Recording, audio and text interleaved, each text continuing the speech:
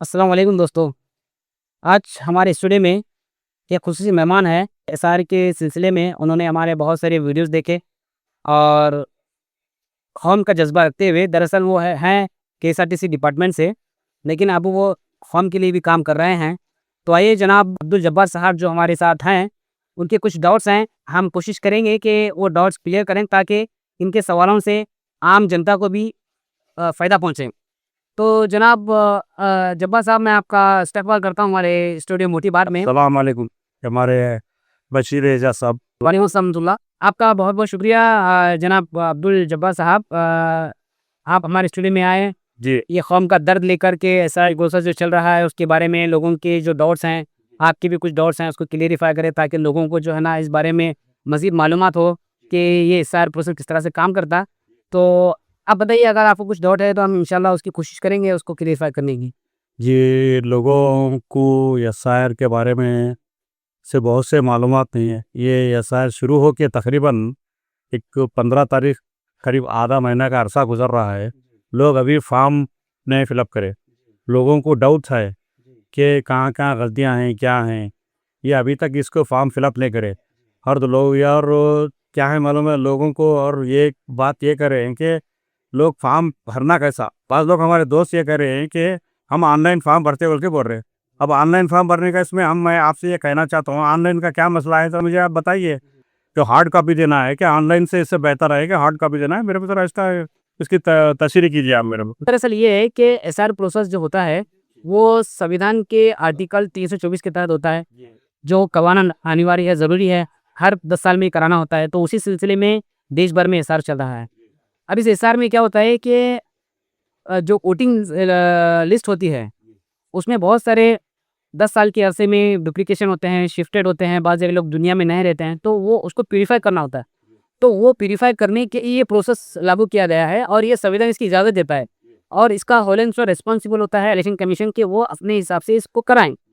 तो अब ये चल रहा है और ये प्रोसेस चल रहा है, लेकिन ये प्रोसेस बहुत ज़्यादा क्रिटिकल है क्योंकि इस प्रोसेस के ज़रिए हमारा वोटिंग राइट्स तय होगा कि हम इसके हकदार हैं या नहीं। क्योंकि इसमें क्या होगा कि आपके पैरामीटर्स चेक करे किए जाएंगे कि आप कितने जेन्युइन हैं, कितने एलिजिबल हैं इस वोटर के लिए, क्योंकि बहुत सारे लोग फेक एंट्री भी होते हैं। जी तो ये बहुत नाजुक और सेंसिटिव मरहला होता है जब भी ये रिव्यू होता है। तो इसमें क्या है, हमें बहुत ज़्यादा डीपली इन्वॉल्व होना है, इसकी बारीकियों को नज़र रखना है।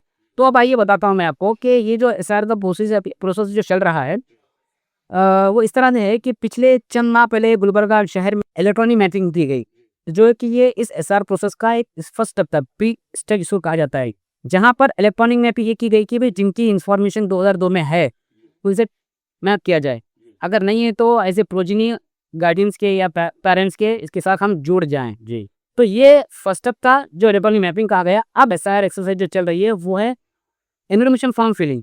ये बहुत ही क्रिटिकल टास्क होता है क्योंकि इसी फॉर्म में जो दी जाने वाली इंफॉर्मेशन से इलेक्शन कमीशन के पास भेजा जाता है और वहीं से ही फुल एंड फाइनल। नहीं, मैं अभी इसमें आपकी बात कट करते हुए एक बात कहना चाहता हूँ जी कि मैं फॉर्म अगर करेक्ट फिलअप करा या नहीं करा, करेक्शन करने वाला कैसा करना है कर। जी जी जैसा कि अब कोई अब एक शख्स बोले तो यादगीर वो 2002 में जब डिस्ट्रिक्ट जो था, जब डिस्ट्रिक्ट नहीं था यादगीर, जी तालुका था, जी तो फिर वो उसको अब वो डिस्ट्रिक्ट बोल के भर रहे हैं, जी तो तालुका है ना। फिर अब ये इसके बारे में हम करेक्शन करने के लिए कैसा करेंगे हम? बिल्कुल बिल्कुल, आप सही चीज़ पकड़ रहे हो कि हमने फील्ड पे भी देखा है कि बहुत सारे लोगों को कुछ बुनियादी चीज़ों में डाउटफुल है, क्योंकि बहुत सारे लोगों को थोड़ा कहीं ना कहीं बुनियादी इस पे डाउट है। जैसे कि आपने कहा कि यादगीर की मिसाल, बिल्कुल यादगीर 2002 में डिस्ट्रिक्ट नहीं था, वो तालुका था, गुलबर्गा शहर का तालुका था। तो वहाँ पर अब हम जब 2002 की इंफॉर्मेशन इलेक्शन कमीशन को दे रहे हैं तो वहाँ पर हम जिला गुलबर्गा ही लिखेंगे, क्योंकि उस टाइम यादगीर तालुका था, जिला नहीं था। तो जो लोग इस चीज़ को समझ रहे हैं वो लोग प्रॉपर लिख रहे हैं, और जो नहीं कर रहे हैं तो वो लोग यादगीर को क्या ऐसा जिला करेंगे जो गलत हो सकता है, क्योंकि हम इनपुट ही गलत दे रहे हैं। तो जाहिर सी बात है जब डेटा इवैल्यूएट होगा तो गलत होएगा। अब रही बात, आप जैसा सवाल कर रहे हैं कि भाई डेटा इवैल्यूएट किस तरह, मतलब डेटा क्यूसी होना चाहिए, डेटा चेक होना चाहिए। चेक होना चाहिए। बिल्कुल, ये बहुत बारीक चीज़ आपने पकड़ी और ये होना भी चाहिए, क्योंकि फॉर्म मिल रहा है, फॉर्म तो कोई भी भर लेगा जो कन्नड़ आती है, जो समझ लेता है, या इंग्लिश में भी भर सकता है, ऐसा जरूरी नहीं कि कन्नड़ में भरे। लेकिन फॉर्म में प्रॉपर इंफॉर्मेशन भरी गई, ये इसकी क्यूसी होना चाहिए, इसकी चेकिंग होना चाहिए। ये बहुत ज़रूरी है, क्योंकि अगर हम बिना चेकिंग के फॉर्म भर दिए और अपलोड कर दिए तो मुमकिन है कि हमारी गलत इन्फॉर्मेशन इलेक्शन कमीशन को चले जाए तो फिर जाहिर सी बात है बहुत सारे लोग डाउटफुल वोटर कहलाएंगे जहाँ पर नामों की कटौती हो। तो इसलिए मैं एनजीओ से भी कहूँगा जी और जो काबिलियत रखते हैं जी इस काम की कि जो क्वालिटी चेक कर सकते हैं जी या जिनको कन्नड़ अच्छे से आते हैं तो जी। वो फर्दर हर एक का फॉर्म चेक करें। चक्कर बल्कि मैं तो ये सिस्टम लागू करने के चाहता हूँ कि जहाँ पर भी बीएलओ बैठे हैं जी वैसे तो इलेक्शन कमीशन की गाइडलाइन के हिसाब से बीएलओ जो ना जी। डोर टू डोर आना चाहिए। बेशक अब फिजिबिलिटी के लिए अगर वो नहीं आ रहे हैं कहीं स्पॉट पे बैठे हुए हैं कहीं आंगनवाड़ी कहीं स्कूल वगैरह में तो बैठे रहें लेकिन वहाँ पर एक ऐसा मैकेनिज्म बनाए वहाँ पर 1-2 डेस्क बनाए जहाँ पर पहले सबमिशन से पहले जी आप क्यूसी चेक करवाएं क्यूशर करवाएं Yes. First step second step. ऐसा से इलेक्शन में हम वोटर आईडी चेक करते हैं बिल्कुल बशीर एजाज साहब का इलेक्शन कार्ड और नंबर जी वो चेक करने के बाद हमारा नाम वगैरह करेक्ट है यानी आपने अपने लोगों को बिठाइए परफेक्ट हाँ जी इस तरह से पहले नाम इस तरह से आप फॉर्मेट बनाइए कि 2 लोगों को आप बिठा के पहले फॉर्म चेक कराइए। फॉर्म जब मुतमईन हो गए चेक करने की जब तो आप बीएलओ से जो ना अपलोड करा दीजिए दिक्कत नहीं रहेगी। अब बीएलओ यहाँ पर अभी जो प्रेजेंट सिचुएशन जो गुलबर्गा में चली हुई है कि बीएलओ के पास हुजूम बढ़ रहा है और पब्लिक जा रही है कि मेरा अपलोड करो मेरा अपलोड जी तो बीएलओ को समझ में नहीं आ रहा तो ये लोग क्या कर रहा है फॉर्म कलेक्ट करके बोले कि भाई हम आपको जो है ना बाद में अपलोड करके आपको नोटिफिकेशन आएगा जो कि गलत है। इलेक्शन कमीशन के गाइडलाइन कहते हैं कि बीएलओ आपके सामने अपलोड करना है। और एक मेरा एक इसमें एक ये है तो जब हम आपको रिसीट कॉपी देते हैं तो रिसीट कॉपी खाली साइन नहीं मेरी साइन नहीं भी बोल सकते उसमें उसके अंदर उसके ऊपर एक सील होना चाहिए बिल्कुल ये चीज इलेक्शन कमीशन से होना चाहिए सील होनी चाहिए सील होना चाहिए। आप और एक अफसर इसमें ये करना है कि ये मई कंप्यूटर से जो है ना ऑनलाइन कितना सही है आप उसका तस्वीर करिए ऑनलाइन का भी ऑनलाइन की ऑनलाइन का देखिए ऐसा है कि अभी इस बार जो है ना इलेक्शन कमीशन 2 तरह से हमको हमारा इनपुट मांगा है एक ऑफलाइन एक ऑनलाइन।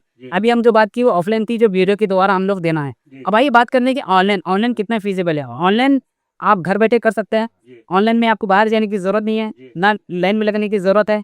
लेकिन ऑनलाइन में बार दिलचस्प हमने नोटिस किया है खुद न्यूज़पेपर्स में भी ये चीज़ें आई कि द हिंदू की रिसेंट अभी रिपोर्ट आई है जिसमें ये कहा गया है कि कर्नाटक में 0.5% लोगों ने ऑनलाइन नहीं भरा है क्योंकि उनको बहुत ज़्यादा ग्लिचेस मिल रहे हैं। कहीं फेल हो रही है ट्रांजेक्शन कहीं कैप्चा एरर आ रहा है कहीं रिलेशनशिप डिस्क्रिपेंसी की वजह से आउट हो रहा है लेकिन आपको दिख रहा है कि वो सक्सेसफुल है। इंटरनल मैकेनिज्म किस तरह से काम कर रहा है आपको नहीं मालूम तो ये रिस्की है। जिसकी बेशक तो इस वजह से बेहतर है कि आप जो है ना ऑनलाइन से ज़्यादा तरजीह दें ऑफलाइन को भी। हाँ उसमें क्या होगा आपको बीएलओ का एक्नॉलेजमेंट मिलेगा आप बीएलओ आपके सामने अपलोड करेगा। ये डायरेक्ट क्या मालूम है स्कैन करके उनका जो लॉगिन है वो डायरेक्ट जो ना इलेक्शन कमीशन के सर्वर से तो यहाँ अप्रूव किया डायरेक्ट आपका जो है ना सीधा डेटा फोन किया है इलेक्शन सर्वर पे। यहाँ पर क्या हो रहा है ऑनलाइन में जब सबमिट कर रहे हैं तो वो जा रहा है बीएलओ के पास से बीएलओ जब तक अपलोड नहीं करेगा वो आगे नहीं बढ़ेगा। और दूसरी बात ये चीज़ है कि हमने खुशी तौर पे देखी है ऑनलाइन जब सबमिट कर रहे हैं जी वहाँ पर मेजरली रिलेशनशिप डिस्क्रिपेंसी नोटिस की गई है। फॉर एग्जांपल हस्बैंड और वाइफ इनके बीच में रिलेशनशिप आना चाहिए रिलेशनशिप बिल्कुल आना चाहिए हाँ तो वहाँ पर आना चाहिए लेकिन हमने देखी है फादर और सन के दरमियान और हस्बैंड और वाइफ के दरमियान जो रिलेशनशिप आ रहा है उन सारे रिलेशनशिप को अदर्स बता रहा है। जी सवाल ये होता है जब अदर्स आ रहा है तो सिस्टम क्या समझेगा कि ये भाई बहन है हस्बैंड वाइफ है या फिर माँ बेटा है यहाँ पर बाप बेटा है या भाई भाई है तो वो ये सवाल उठना चाहिए कि भाई सिस्टम अदर्स क्यों दिखा रहा है। अदर क्या इसमें जो है इसमें ये पूछना चाहिए शायद अगर इसको इलेक्शन कमिश्नर को ये बात के लिए पूछना चाहिए क्यों ऐसा पूछना चाहिए। बिल्कुल ये सवाल है कि आप जब रिलेशनशिप डिस्क्रिपेंसी की बातें कर रहे हैं जिसके लॉजिकल डिस्क्रिपेंसी में रिलेशनशिप डिस्क्रिपेंसी मेजर फैक्टर है जैसे एज डिस्क्रिपेंसी नहीं होनी चाहिए नेम डिस्क्रिपेंसी नहीं होनी चाहिए उसी हिसाब से आपको रिलेशनशिप डिस्क्रिपेंसी भी नहीं होनी चाहिए। तो इसमें आप इलेक्शन कमीशन से पूछना चाहिए कि भाई ये आखिर अदब क्यों दिखा रहा हूँ प्रॉपर रिलेशन क्यों नहीं दिखा रहा। अगर प्रॉपर रिलेशन नहीं दिखा रहा है तो सबमिट होने के बाद उसका क्या जवाब निकलेगा क्या उसका जो है ना आउटपुट निकलेगा इधर वो क्या कंसिडर करेगा। सिस्टम को तो किसी का रिलेशन नहीं मालूम ना जो आप बेटे को दे रहे हैं उसी हिसाब से सिस्टम समझेगा। तो ये बहुत बड़ी चीज़ हमने नोटिस की है तो लिहाजा इस चीज़ को मद्देनजर रखते हुए हम ये कहेंगे कि आप ऑफलाइन जाएं।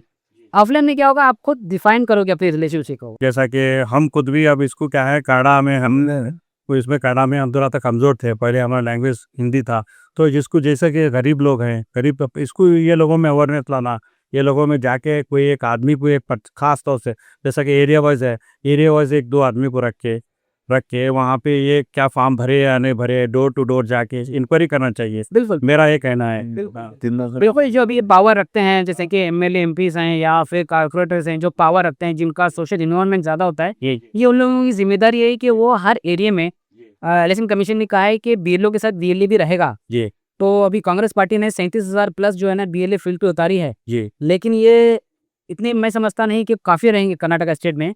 तो इसके अलावा भी जो ना वॉलंटियर्स हैं उनको भी फील्ड पे उतारें, जो पढ़े लिखे हैं, जो जानते हैं, वो पहले फॉर्म चेक करें, देखें कि किस क्वालिटी का पेपर भरा गया है, उसके बाद ही जो है ना उसको अपलोड करने की कोशिश करें।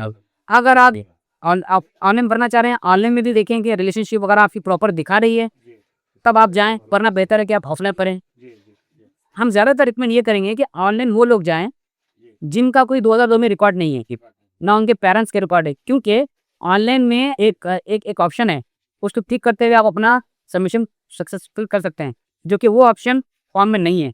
तो वैसे लोग जिनका कोई इन्फॉर्मेशन नहीं है वो बिल्कुल ऑनलाइन कर सकते हैं, क्योंकि वैसे भी उनको नोटिस आने वाली है।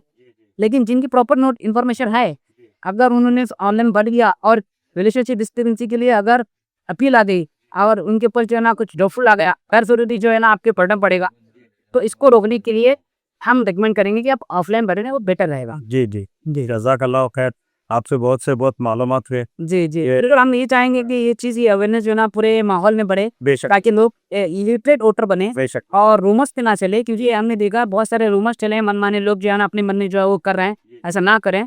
बिल्कुल जो जितना हमको बताया गया है गाइडलाइन अनुसार करें और एक्यूरेट ऑथेंटिक रिसोर्स से हम इंफॉर्मेशन लेने की कोशिश करें, ताकि एसआर प्रोसेस में हमें किसी चीज़ की दिक्कत और प्रॉब्लम ना हो। इंशाल्लाह जज़ाकल्लाह, अल्लाह खैर करे। जी, शुक्रिया। सलामत।